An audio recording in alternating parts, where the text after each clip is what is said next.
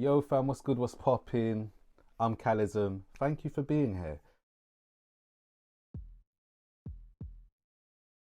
This episode is special still because I've come to the realization that in August 2021, not only would I have had my bank account for 20 years, but it coincides with me working in retail for 20 years.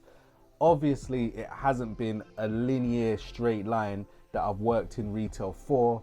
It's on and off in jobs here and there whilst doing other bits and pieces, probably getting fired, getting hired, out a job, looking for jobs, whatever, right? So I've decided that I wanted to drop Autobiography of a Nobody. And yes, the name sounds dramatic, I get that.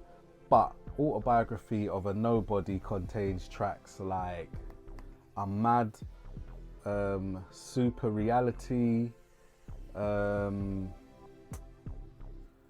else? It could contain Primark Boy, which I wanted to rename to Retail Boy, but there's Primark all over the chorus. Loads of like struggle tunes, because I think I coined Autobiography of a Nobody, yeah, at a time where I was out of work, I had no peas, man was eating 25p pack of noodles, the Canon 550 camera I sold because I needed money to pay off like an unauthorized overdraft because direct debits were coming out. Like 2012 summer was the summer of brokenness. Man didn't have not even peas to get a haircut.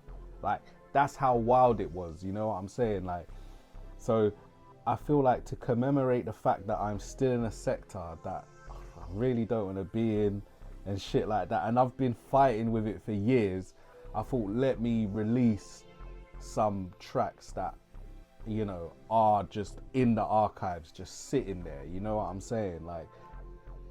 Like if you think about super reality or super real, and then in parentheses you've got reality, because you know you've got hyper real, and when I was learning about signs, symbolisms and different realities and stuff like that, or levels of perception, like I came across the phrase of hyper real. I think that was Levi Strauss that came up with that theory. It could be, but I named it after that, and it contains a new snippet of talking about people being out of work because of the recession. I'm talking about going into the job center and having the experience of being embarrassed or not wanting to see people you know because it's always awkward, which it always was. And so that's called Super Reality, because it's like a super reality version of all of that experience and the struggle. I'm Mad contains a snippet of David Cameron in an interview regarding the economy and jobs and stuff like that at the time. And that was after, you know, Nick Clegg went on a campaign of abolishing student fees or keeping them at the same level, and then all of the students went out and voted for him. I didn't. And then everyone got burnt. And I remember that 2011 kind of period, you know what I'm saying? It was fuckeries. It was actually mad. And I think I was working at Topshop at the time. Yeah, I was working at Topshop at the time. And I just remember because there's a bar in it that says dreams of saying goodbye to Topshop, fuck you and fuck your job. And that's what literally happened in my final days. You know, I had an interview. This was something like 2011 going into 2012. And I had an interview with the place I'm at now. When I was going through that I didn't know the process would take so long. Yeah, I had an interview with a place, and I just put all my faith in one basket. Said I'm gonna focus on Up in the Air. Wrote my notice on a piece of paper, and I pissed off. And I'm telling you, yeah, that 6 months for peas was bloody hard. And I've already shared that already.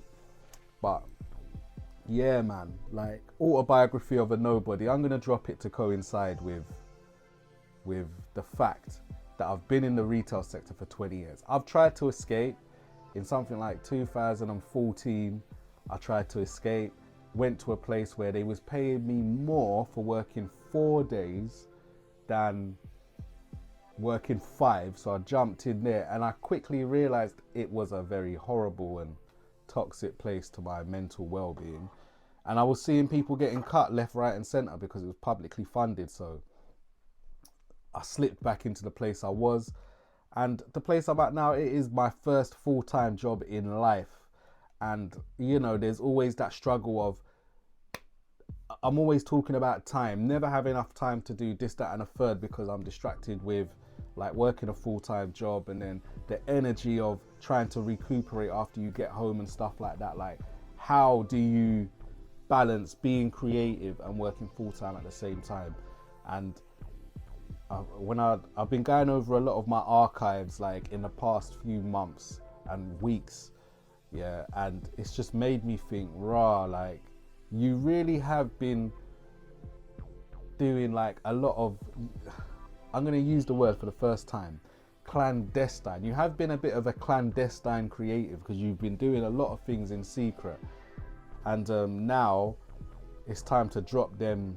It's time to drop them tracks, drop whatever, you know what I'm saying, like, and go from there, because stuff is due to be shared.